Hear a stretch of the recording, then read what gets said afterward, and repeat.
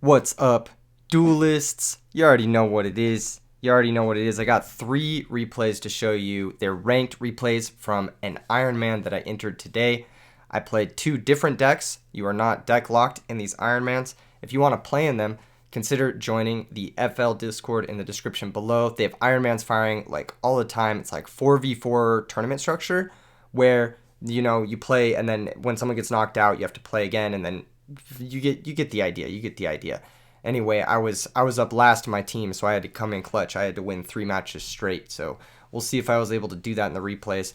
Next order of business. Also, I'm going to a Edison format local at People's Card Shop in Las Vegas. It's like on Charleston. If you live in Las Vegas, you know where that's at. It's on Friday night. I'm gonna be there at Friday night. I'm gonna play some Edison with the people. Come through. If you live in Las Vegas, come hang out. Come play some Yu-Gi-Oh with the boys. And I think that's about it. Oh yeah, we're on our way to 4K. Broke 3,900. Make sure and subscribe if you haven't already. Definitely want to hit 4K by the end of April. I know it's possible. We're really close to the end of April. We got like 6 more days, but you know what? I know we can do it. I know we can make it to 4K by the end of April. All right, let me go over some of the decks, or not some of the decks, the 2 decks that I played in today's Ironman. I played, of course, my updated fairy list. If you've seen the Learnt Up episode 1, you've already seen this list. If you haven't seen that, definitely check it out. I go into detail covering a lot of the deck choices here. Basically, it's the same as the last list, but I cut a Raikou, I cut a Nova Summoner, and I cut a Bottomless. I added 2 Thunder Kings, and I added a 3rd Christia. Thunder King Ryo is really good in the metagame. It's really good against the hero decks. It's really good against Lightsworn. It's really good against like unfair synchro strategies. I think it's pretty solid against Quick Draw too. Even though they do have Raikou Caius, it runs over Hamster, which can normally give this deck a lot of trouble. Helps you against DDV. It actually helps you a lot against Blackwings too, I feel. It's just a great card, and I think it has a really nice home in this deck. You get to play Honest to back it up. You get to play Heralds to back it up. And then, of course, you've got all the little stuff. In the sideboard, I've got some special ones. I've got Neospace and Grammel. This is one of the best ways to deal with Absolute Zero, if not the best way to deal with Absolute Zero. And then Kaiku is like the other way to deal with Absolute Zero, prevent the Miracle Fusion from happening, basically. Card's also really great against Lightsworn. I've got 3 Dust Tornadoes because fuck Light Imprisoning Mirror.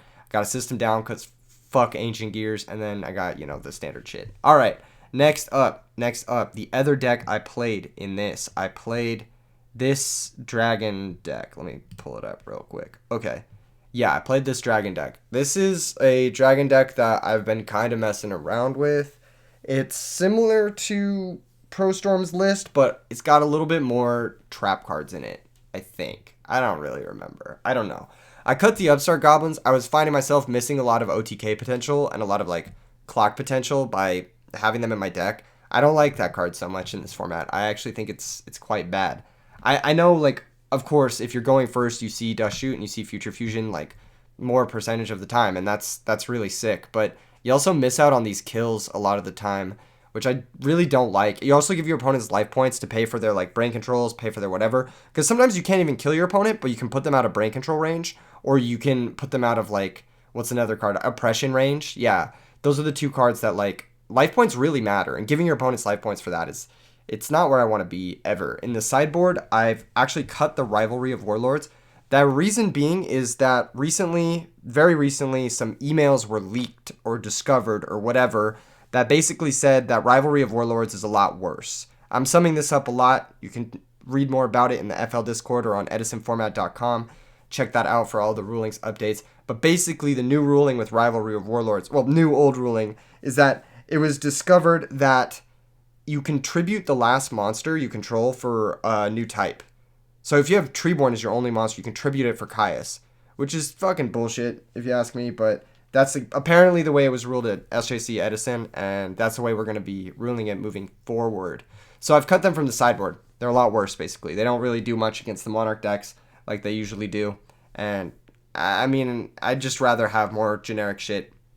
I've turned this into a more, like, really brain dead aggro deck with lots of 1-for-1 trade removal. I've got like 5 spell 1-for-1s, 2 Dust Tornado 1-for-1s.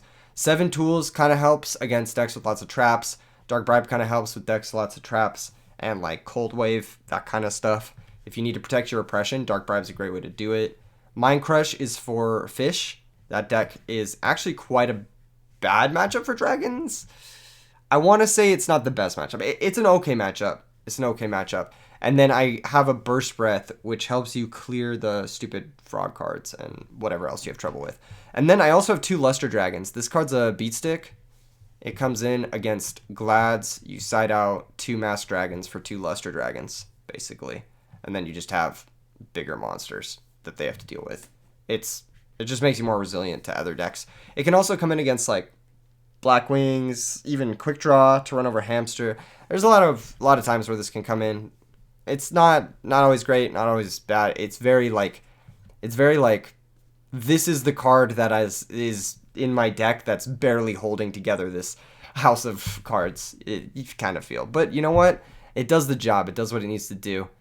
That's pretty much that for the decks. Let's go ahead and get into the replay. So the first match I had to play against was Saiko, which I'm sorry if I'm mispronouncing your name. He was playing Gladiator Beasts and I was playing Dragons for this matchup. So I'm going to show both hands just because like it's easier that way. I lose Rock, Paper, Scissors, which normally against Glads is not a good thing. But his hand is actually pretty trash. He's got both Ready Ari and Secutor, and he's got actually no way to protect from just a monster attacking. He's just got Dark Bribe, Starlight Road. My hand is pretty great. I did open Future Fusion. I also opened Red Eyes Wyvern. This card's very important in the Gladiator Beast matchup because before they've tagged into a 2100 Laquari, Wyvern actually outclasses their entire cast of monsters. So this card can kind of just like win you the game. They have to deal with it. And then once they've dealt with it, you have like basically a free summon in your graveyard. So it's a good way to gain like passive advantage against this deck. So they get to go first. They draw Test Tiger, which is actually very good draw for them. And they also draw Dark Bribe, which is, or no, they had Dark Bribe, yeah. They have Dark Bribe, they have Road to back stuff up. And I have Deep Prison as my 6th draw. Deep Prison is a really good draw here for a lot of reasons. Because Deep Prison and Book of Moon are ways I can interact that don't activate their Starlight Road, basically. Okay, so my play here is actually to try and bait with the Wyvern. Try to like bait out like a Bottomless Trap Hole or whatever. They're not going to commit too many cards on the next turn is basically my thought process. And this forces them to have like a very specific set of outs to stop this attack. It basically forces Deep Prison here. It forces Mirror Force here. It forces Bottomless here. If they don't have those 3 cards, then I can trade this with the Laquari, and that's a very favorable trade for me, given my hand composition, basically. I don't want to play the Future Fusion into 2 unknown back row because it's just too high risk. If I'm in a position where I need to activate it into 1 unknown back row, like let's say I play it and they Bottomless it, there's a good chance their other back row is not like specifically Space Typhoon or whatever because they wouldn't play into Heavy Storm. So then I might play the Future Fusion. It depends on basically their reaction here, but I lead on Wyvern to try and clear the Quarry. This also gets me like, I don't know, just alleviate some of the pressure. It makes my Deep Prison a little bit better. You get the idea. There's a chance Laquari is their only monster too, so just clearing it here is the play. I think Future Fusion, you don't have to slam it on the table as soon as you draw it. I can also just not play it, set my back rows basically. If they have Space Typhoon, it baits the back rows, or it baits the Space Typhoon, and I can activate Future Fusion. They draw Darius, which is not a good draw because their hand already has shitty gladiators in it. They don't need more. They try to go for a Secutor tag here, and they have Dark Bribe to protect from the Book of Moon. I get to draw into Drago here, which is great, but they have nothing for this Deep Prison. So they do tag into the Secutor again. They attack into Deep Prison, and that's just going to be really rough for them. My turn, I can use Future Fusion now as the bait because Drago is the highest impact card in this matchup. It prevents Gyzarus, which is the most important thing. They can't do anything because Gyzarus can't Gyzarus, can't Prisma Tiger, basically. So I draw Exploder Dragon. Not a great draw, but I lead on Future Fusion, and this resolves. So I'm like, okay, that's fucking disgusting. Let me just get 2 Red Eyes back in my M phase. And now, basically last turn, my thought process is they have 2 cards in hand, right? I don't know their hand, so I don't know these 2 cards. They have 2 cards in hand. My thought process is I had 1 back row when they resolved the first Tiger. They could have, if they had a second Tiger, tagged into Bestiari first, popped my other back row, and then gone for the Secutor. Yes, you do risk losing to Bottomless Trap Hole, but if they had a second Tiger, I have a feeling they would have gone for it just to clear the back row, just to like just to try, basically, just to try and get the Secutor hit in. Because if it's not bottomless trap hole, basically, and you have the second tiger and you go into bestiary and you pop it, you win the game, like straight up. So it's like is your last back row bottomless trap hole, or do I win the game, basically? And I think that's a good risk for them to take. So I don't have the read, or I have the read that they don't have Test Tiger in their hand, basically. And if they have Rescue Cat, they can only tag into Murmillo one time. So making 2 Red Eyes Darkness Metal Dragons preserves me against what I know is in their hand, basically, or what I'm reading is in their hand, if that makes sense. Their draw for turn is another Dark Bribe, which doesn't do fucking shit here, which is kind of funny. This is another reason why Dark Bribe is ass. Your opponent just plays a 1-for-1, and then you go -1 into their 1-for-1, and then all their power cards and shit, like, they just kind of amass advantage against you. And your monsters are trash. So Dark Bribe, if it's not protecting you, getting a hit in with Secutor or getting a hit in with literally just Secutor, it sucks. It is like actually really, really bad. So that's why I don't like playing. I don't like playing it multiples. I have one in this deck, but only in the sideboard and only in certain matchups. I actually don't think it's as good enough to play 2, especially alongside Starlight Road. My draw's another monster, but it doesn't really matter. I'm just gonna try to bring back as many monsters as possible. They've set a monster here, which means one of 2 things. It means Morphing Jar, or it means they are trying not to die, which means they don't have Mirror Force, which means I'm just going to play everything. I don't play the Drago because basically my thought process is, in the off chance they do have Mirror Force, I can still summon the Drago at the end of all of this and still be pretty much fine, basically. I get in for a bajillion damage. They go to 400. Their draw for turn is Icarus attack, which obviously just doesn't do anything. So, yeah, they drew a bunch of really narrow back rows, which needed specific circumstances to be live. And they also drew a bunch of, like, shitty weak monsters that couldn't get over any of my monsters, and I had, like, tons of them. So, that's kind of the matchup in a nutshell. If you lose your monsters, or if they're able to resolve a Geyseris or a Heraclinos, it can be really hard as the Dragon player. But if they just have these types of lineups where they have, like, maybe Chariots, they have maybe Dark Bribe, Starlight Roads, Icarus attacks, that kind of thing, that's a lot of dead cards. There's a lot of inactive cards. And sometimes you can just ride a lone Wyvern all the way. Just all the way. One Wyvern, beat them down. Leverage your back row when it matters. Use the Deep Prison and the Book of Moon at the right times, basically. And then from there, it should be smooth sailing for this matchup. Game 2, I brought in, I believe, the Dust Tornado, and I think I brought in the Luster Dragons over the Mass Dragons, like I mentioned in the deck tech. Yeah, I think that's it. I think that's all I brought in. I didn't really side much. I mean, this matchup is already pretty good. So, I need to win this match. I need to win this game in order to move on. And move on to the third opponent. So basically, Sayako is the second opponent on their team, and I'm the last opponent on my team, so I'm the fourth. And yeah, their opening hand looks really good this game, actually, but they make a fatal error here, and the fatal error is they set 3 cards with no Dark Bribe and no Starlight Road.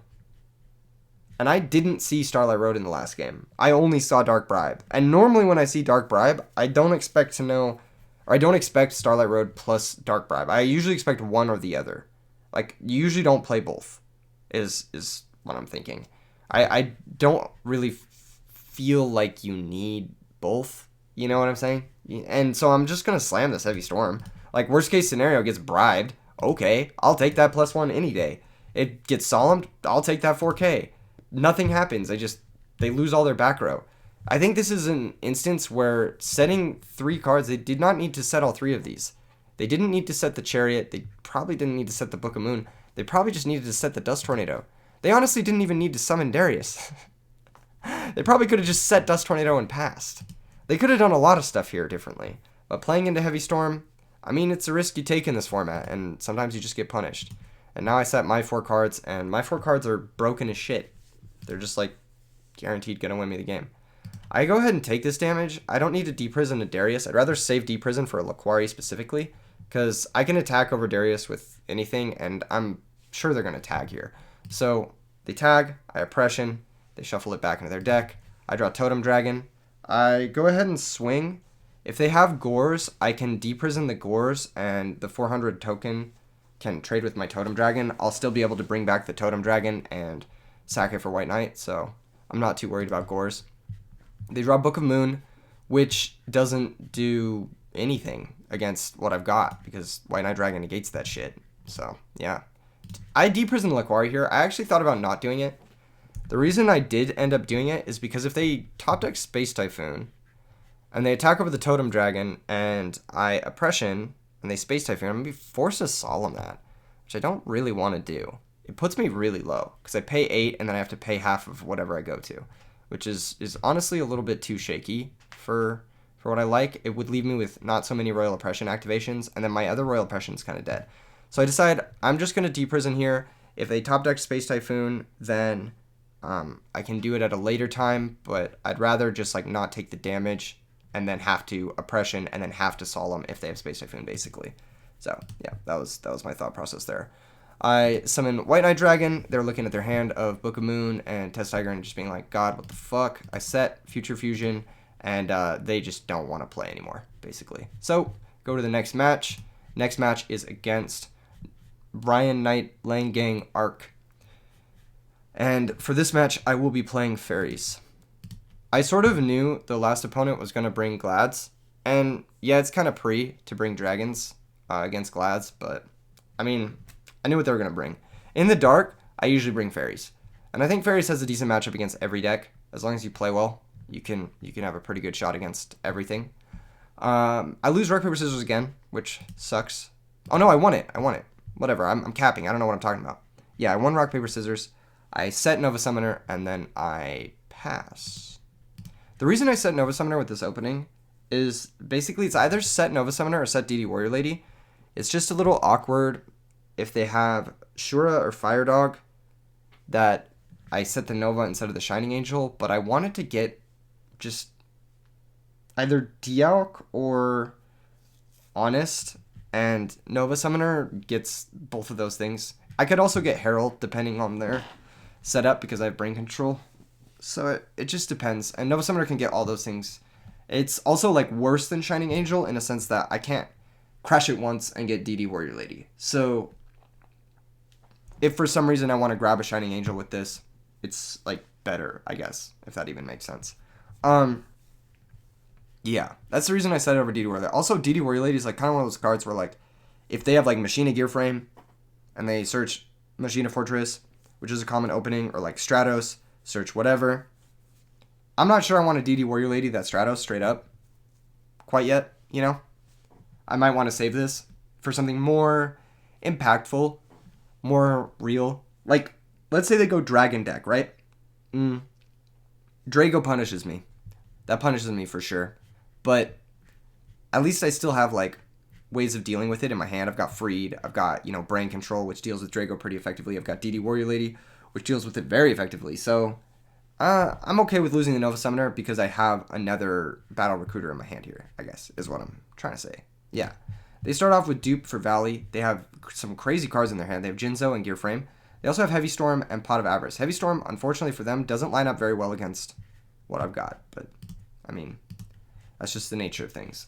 They elect to activate Cyber Valley and draw 2. They draw into Enemy Controller, which is a really cool card. I think this card should see more play than it does. But yeah, they pass the turn. And then here I've got a couple of options. One of the options I was actually heavily considering was, well, I'll talk about it after I make my turn play. I go ahead and Brain Control the Cyber Valley first, and then I attack with the Nova Summoner and the DD Warrior Lady to get in the most damage. Now I have two options. I can banish the Cyber Valley with the Heavy Storm in my hand, and then place Brain Control back on top of my deck. And that puts my opponent in a terrible spot. Because next turn, I have 2,900 more damage coming in, minimum. And this card searches Honest, this card searches Honest, this card clears away for OTKs. Brain Control is another way I can just get in the last points of damage. So I have two plays here. I have Nova Summoner attack, DD Warrior Lady attack, and then I can either do that and put the Brain Control back on top of my deck, or I can banish the Nova Summoner and draw 2 cards. Or not Nova Summoner, sorry. Banish the DD Warrior Lady and draw 2 cards. Nova Summoner is basically DD Warrior Lady in that if it ever gets attacked, I can get a DD Warrior Lady. But it also has the option of getting everything else in my deck. So I think it's just more value to banish the DD Warrior Lady here and then the Nova Summoner, basically. The reason I'm banishing this DD Warrior Lady and drawing 2 cards is I'm thinking, okay, if I banish the Heavy Storm and the Cyber Valley, put the Brain Control back on top, I go to 5 cards, they go to 7. If they have, like, just about anything that breaks up my board, then the Brain Control is not good enough, basically. It's not good enough to win the game on its own. I need to get in at least another 2,900 points for that Brain Control to be, like, a guarantee of any kind. So I'm like, I'd rather just have 2 free cards here. But yeah, I could have done that. I could have done that. And I don't think it would have been the worst play. I'm interested to see if you guys think that would have been a good play. All right. Next up, they draw Brain Control, which is an insane draw for them. I'm actually really, really shocked they didn't use it here. That blows my fucking mind. Why would they not use it here? Huh. I feel like that's a straight up mistake. I feel like you always brain the Nova Summoner. I mean, I'm going to book it. It's going to trade with the book. But, I mean, that's just that. I mean, like, that's free fucking damage. That's almost game. Straight up. Wait, hold up. Is it game? If they go Heavy Storm, I don't book the Nova Summoner. Let's say I don't book the Nova Summoner. They brain it. They pitch to summon Fortress. It's 25 plus 32. Oh, it's 67. It puts me to 500. But that's insane damage. They could do that, or straight up, they could just sack it for Jinzo. Ignore my back row, you know? Yeah, I feel like you should always brain the Nova Summoner here. Not doing that is giving me a little bit too much, not respect, but like, you're playing a little too scared not doing it. Because putting me to 500, it's going to be very difficult for me to win. I'm going to have to pay at least, some amount of life points to get Fairies in the grave. I'm going to be constantly playing behind for fear of, like, further Brain Control effects or, like, fucking further whatever limiter removal shenanigans. And I'm going to have to do something about the Machina Fortress that's in play. And I can't just crash my Recruiter anymore because all of a sudden I'm at 500. So I feel like you definitely Heavy Storm and try to make some plays here. For sure try to make some plays here. All right, draw for turns Herald of Orange Light, which is always a welcome draw when your hand is stacked full of fairies. And here I'm just like, shit, I'm going to fucking crash my dude a bunch of times because I can now. So I do that. I go ahead and crash him, go get my DD Warrior Lady. They think here about using the enemy controller to protect it, but there's no real reason to do it. If you use the enemy controller to switch to DD Warrior Lady, then I just crash the Nova Summoner, you know what I mean? Like, do the same thing there. So they just let it happen. Nova Summoner gets in another 1,400 points. And now I'm feeling really good about my chances because I've got a really cool lethal setup if they attack the Nova Summoner. So if they attack this Nova Summoner ever, I can grab Honest. Honest, I can bounce to my hand. And then I have Heavy Storm into Soul plus Herald, which is Avenging Knight Parshath, which can switch one of my opponent's monsters to defense, and then I can attack and then pierce for lethal with Honest. So that's my basic game plan from this point, is going for the Avenging Knight plus Honest pierce setup. And here they go Heavy Storm. I chain Book of Moon on my own Nova Summoner to play around specifically the Brain Control. Which, at any point this was going to happen. But now it's like happening for sure. Alright, they grab another Fortress with their Gear Frame, which is like, alright, that's fine. I still have this floating monster that you have to attack through. And that's going to special summon out. I think I get Shining Angel. Yeah, I do, yeah. They elect not to attack it. Smart play. And just bring back the Machina Fortress and then pass. Oh, they equip the Gear Frame first. That's right. It's actually very smart for them to equip the Gear Frame here because Gear Frame has 0 defense. So I could have maybe set up a kill where I have whatever, but I draw Christia, so it's just fucking game. I just make Bionic Christia setup, and that's the easiest setup of all time. Very, very, very lucky. I probably Probably would have done something with like, I don't know what I would have done if I didn't draw Christia there. It depends on what I would have drawn, right? Depends on what I would have drawn. I had Heavy Storm. Yeah, I don't know. There's a lot of different lines there. I could have maybe done something with Bryonic. I don't know. I don't know. Game 2. Game 2, they've got some interesting ones in their hand. They've got Return and Reckless Greed, which are both insanely powerful traps, but they need a little bit of positioning to really do much.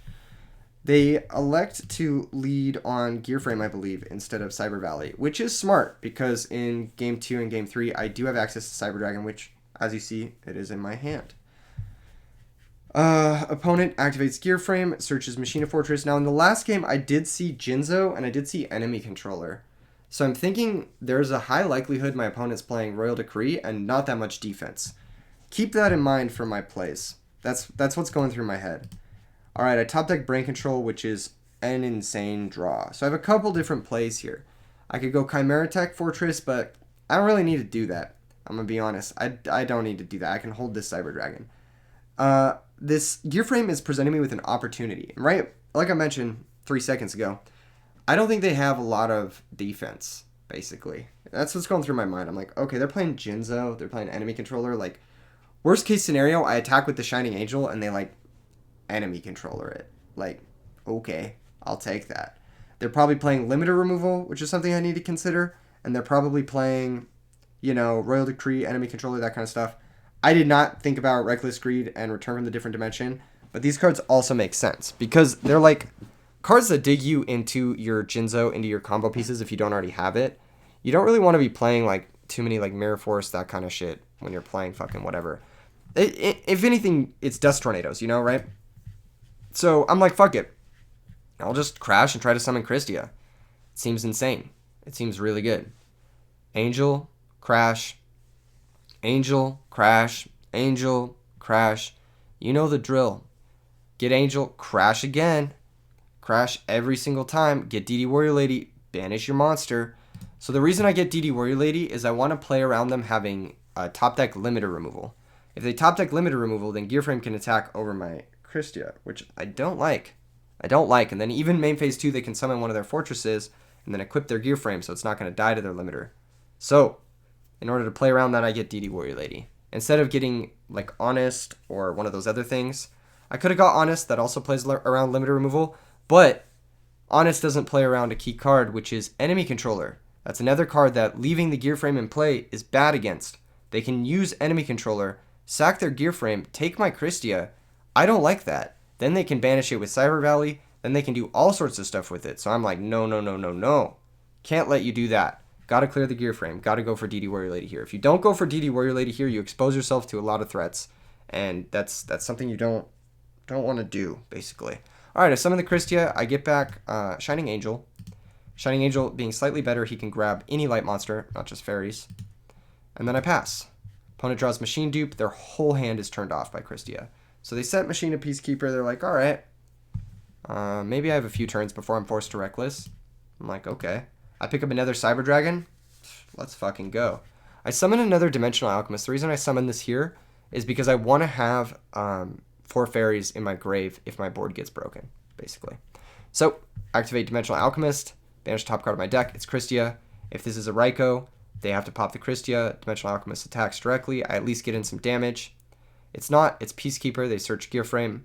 I attack directly. 1800. It connects. And their draw is another Cyber Valley.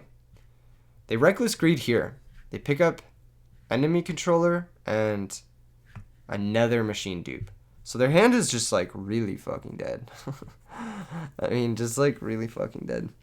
What they should do is they should try to stall out with Cyber Valleys. Because Cyber Valley's onboard effect, it's not that bad. It's not that bad. I would be forced to do something like sack Dialk for Cyber Dragon Contact to try to push through it. And I can't even do that actually because Christia doesn't play. Never mind, I'm just capping. I would have to sack the Christia. Yeah. And why the fuck would I want to do that? Of course I have Brain Control, which this does play into, but at the same time, like, are you winning summoning Machina fucking Gear Frame here and searching Machina Force and being fucking not Decree locked, Reckless Greed locked? You're Reckless Greed locked, so I feel like you need to find new cards, and this Machina Gear Frame isn't improving your position. So you kind of have to take the gamble that Cyber Valley is going to get you there, or it's going to get you out of your situation, or at least buy you the turns you need to get undraw locked by Reckless Greed. Anyway, attacks over the Dialk. I add back the Christia here. The reason I add back the Christia is because if my Christia is answered at any point, I can just main phase 2 summon the second Christia. And basically always have one in play. They go ahead and they set Machine Dupe plus enemy controller. I am going to normal summon Freed, activate Brain Control, and they're done playing. Even though they do have enemy controller to survive another turn, it's like you survive another turn and then you don't have a draw step. So what are you going to do, basically? Yeah, pretty much that's that. Okay, 2-0. I've sort of clutched it for my team, but my last round opponent's very powerful duelist, Gia76. You may know her. She top deck at RBET1 with Hero Beat. She's got a lot of accomplishments in current format Yu-Gi-Oh! So definitely got to think a little bit harder before going into this match. I decided that I'm just going to bring the same exact deck because the Fairy deck is really good, and I trust it in every matchup, and I think it can get me there as long as I'm just playing well. I lose Rock, Paper, Scissors, so I'm 1-2 in Rock, Paper, Scissors, but can't really complain about it.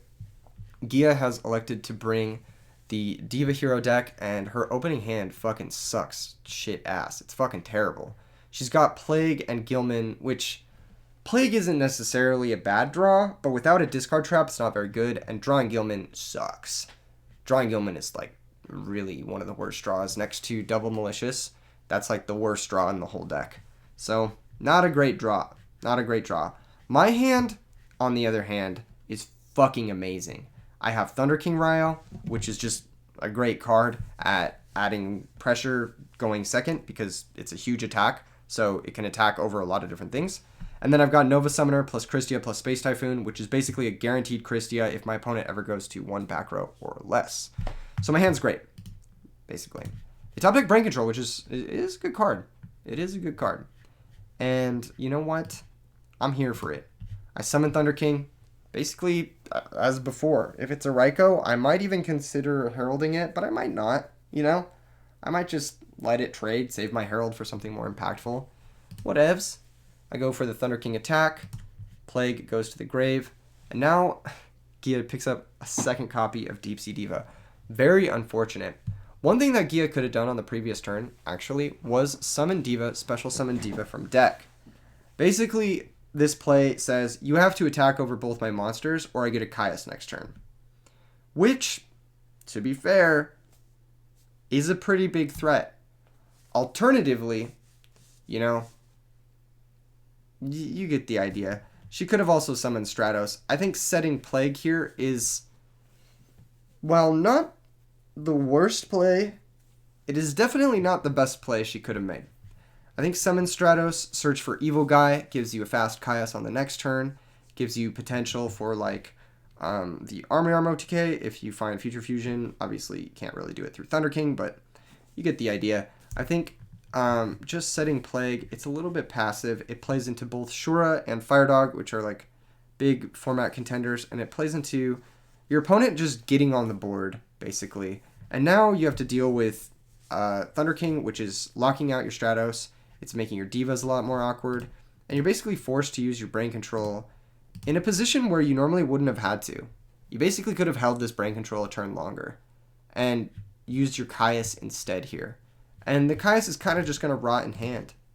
The Plague gets activated, which I also am not super high on.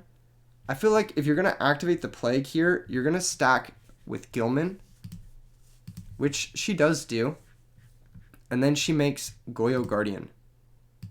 Goyo Guardian is going to attack directly, but if you're stacking the Gilman, you definitely want to summon the Diva to get the Gilman off the top. Either way, my thought process is this. I'm going to take 2,800 damage this turn from the Goyo. Can't stop that from happening. I do need to clear the Goyo Guardian on my turn, because if I let it stay in play through me dropping Christia, then I'm risking losing to a Caius the Shadow Monarch. Yes, I could take this hit from Stratos, but then it puts me too low. I won't be able to clear both monsters by crashing Nova Summoners. So I elect to Herald of Orange Light. Another thing is this reduces the amount of times I have to crash by 2 because it puts 2 fairies in my grave already. So I stop the Stratos. I say, fuck that. You don't get to Stratos. I get hit for 28, which is a lot of damage. It's a lot of damage, but it's just enough to where I can crash Nova twice, get DD Warrior Lady, crash that, and then special summon my Christia, and then be all right. So I normal summon Nova. I crash. I go get Shining Angel. Ask if Gia wants to take any of these recruiters with Goyo's effect. She correctly deduces that you should not take them here because if you do, you get it, and then I go get Honest, and then Honest attacks over the recruiter, and the recruiter still gets the DD Warrior Lady at the end of the chain. I still clear the Goyo Guardian, and I just have an extra Honest in my hand. So every recruiter you choose to take with Goyo Guardian is just like extra Honests for your boy. Yeah, okay. So DD Warrior Lady banishes both, special Christia, add back Herald of Orange Light, threaten it. I don't have fairies, but if I do draw a fairy, now I have this negate. So that's why you should get back Herald of Orange Light here over getting back any of the other 3. The other 3 also kind of suck when Christia's already in play. And I'm winning this game by Christia staying in play, basically. I'm not going to win this game any other way. So, redraws the Gilman, and that's just rough. Summons Deep Sea Diva, but can't activate because Christia. And you'll see that the Caius is stuck in hand. If she had re-sequenced the way she did things, like let's say she had on turn 1 summoned Stratos or summoned the Divas and then not used her brain control in that way, she would have brain control right now, and brain control would be fucking lethal. So it goes to show you gotta understand how high value certain resources are. And of course you see Thunder King, you don't know the matchup, you don't know to save brain control, but yeah, you get the idea. Use your Caius when you can, basically, and then brain control can be like lethal points later on, not the other way around, generally speaking. All right. What's up? Game two. So I sided really aggressively. I actually sided out a Soul of Purity and Light. I sided out lots of my spells and traps. I sided in, I think, 3 Dust Tornadoes. Yeah, I think I sided in all 3 Dust Tornadoes because I didn't want to get fucked by Light Imprisoning Mirror. That was one of the biggest ways I saw myself losing this game. And then I also sided in, I believe, the Gramble and the Kaiku. And then I also I think sided in the 2 Cyber Dragons, and I think I even sided in the System Down because I was feeling a little frisky. I was like, you know what? I'm gonna System Down a Catastor and feel like a god. So I think that's how I boarded. I boarded in like almost my entire side. Yeah, but my opening hand doesn't reflect that at all because I just have all my main deck cards. That's okay. It's okay. Oh, I boarded in the Second Impression as well. I think I boarded in like 9 or 10 cards. Yeah, this matchup gets a lot easier post board too, because I think you just have like all the best stuff. And unfortunately for Gia, she has both Plague and Spine Gilman in her opening hand, which is just very unlucky. Mind Crush is, I think, very bad against the Fairy deck. I think it's very bad. You should definitely not side it in. Even if you get a God Read on Christia, it's just like, okay, you got the God Read. Like, that's the only time it really happens. Otherwise, it's just kind of like sits there and doesn't really interact favorably. And for the 3rd time or 2nd time in this Ironman, I'm going to get a very nice Heavy Storm, and I'm going to play it right now. I'm just going to say, fuck it. Run it over with Thunder King. Thunder King was great last game. It forced a brain control. It forced a Plague activation. It's probably going to be great this game too. And then she draws Malicious. So she can do a couple different things here. One of the things that I was thinking she actually should do is she should special this Prodigy. I'm forced to negate it with Thunder King Ryo. I have to negate it because if Caius comes down, then I lose my Thunder King and it's just so bad for me. So she should special this Prodigy here for sure. She doesn't do it, but she should do it. She should understand basically that I don't know what's in her hand, and if she's specialing the Infernal Prodigy, she has a conversion, so I have to negate it. Yeah, that's basically what I'm saying. Yeah. So you can trade the Prodigy here, but instead she just sets Plague like the previous game, which again is not the worst play, but it's not a good play by any means, if you feel me. It's not a good play. My draw is Trap Dust Shoot, which it's not great, but it's not bad. If the game state stalls out a little bit more, it will be live, and then I will be able to shuffle back any sort of threat. And then I do get the chance to go up a normal summon by committing a Raikou here. I'm pretty confident committing this Raikou. If a Miracle Fusion does happen at any point, then the Raikou will help answer the Absolute Zero. and I won't need to spend my normal summon for that turn on the Raikou, basically. She draws Treeborn Frog, which, again, you can still special the Prodigy. I will still be forced to negate it with Thunder King. At any point, you can special it, and I will be forced to negate. Unfortunately for her, I do draw Royal Oppression, so now this game's going to get locked up real quick. I'm going to flip the Raikou, target the Treeborn Frog, and now that set Mind Crush is looking really awkward because this Treeborn Frog isn't going to be able to come back until you Mind Crush something, which is just like obviously not where you want to be. I'm going to attack for 2100, get in the full points of damage, and then I'm going to set Royal Oppression and my second Raikou. Again, if a Miracle Fusion happens, the Raikou will be able to respond to it, then I'll still have a normal summon for the turn, I'll still be able to play my Shining Angel or whatever the fuck I want to play. She draws Torrential Tribute, which is, it's a good draw. It's a good draw. If I don't play into it, then it's not the best, but again, you could still trade this Prodigy for the Ryo. You could still do it. At any point, you could still do it, but she doesn't do it, so I don't know. I go to my main phase 1, I flip Raikou, and I target the Mind Crush. The reason I targeted the Mind Crush is because when I flipped the Raikou the first time, she didn't Torrential, and she had a Treeborn set.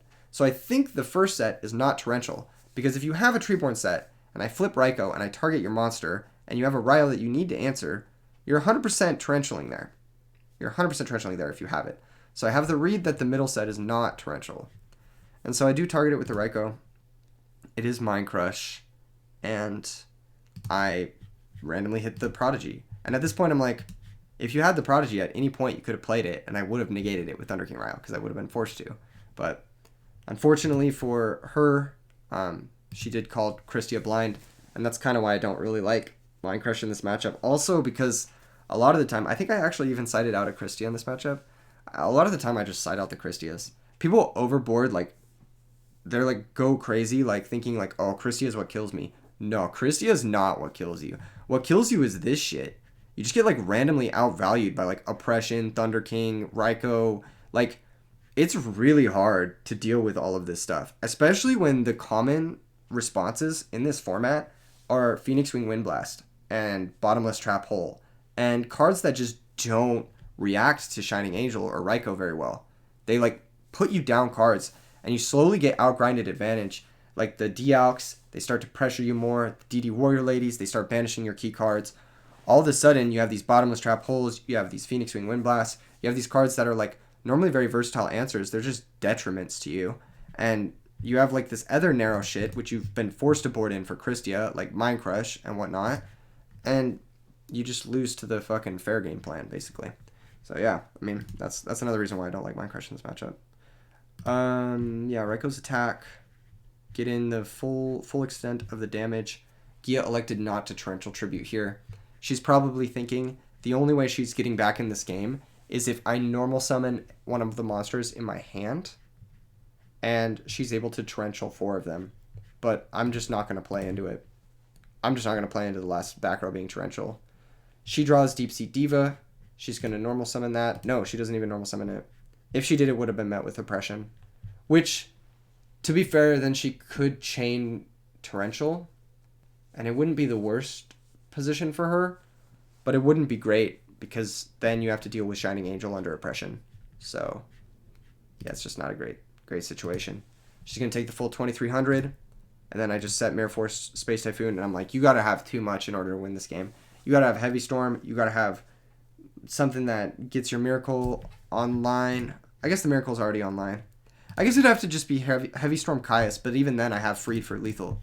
So it's like, you just need too much in order to win. So that's why I set both my back rows there, even though I lose to Heavy Storm. So, yeah. And it just works out because the draw is Future Fusion. And unfortunate draws from Gia, but that's kind of the story with this Diva Hero deck. And that's kind of the story with the Fairy deck. One of the cool things that the Fairy deck has, one of the things that the Fairy deck prides itself in, is how active all the cards are.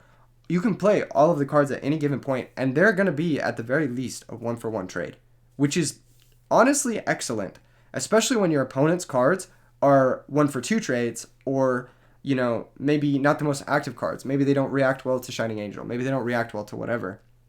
You can get these very fair, like, grind game wins with the Fairy deck very easily, especially when, you know, your opponent has, like, 1 or 2 dead cards.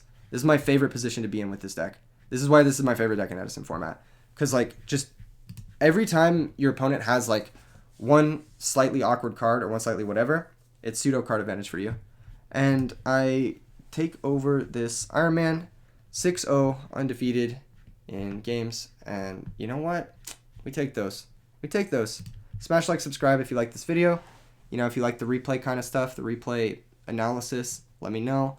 And see you guys at 4K. Peace.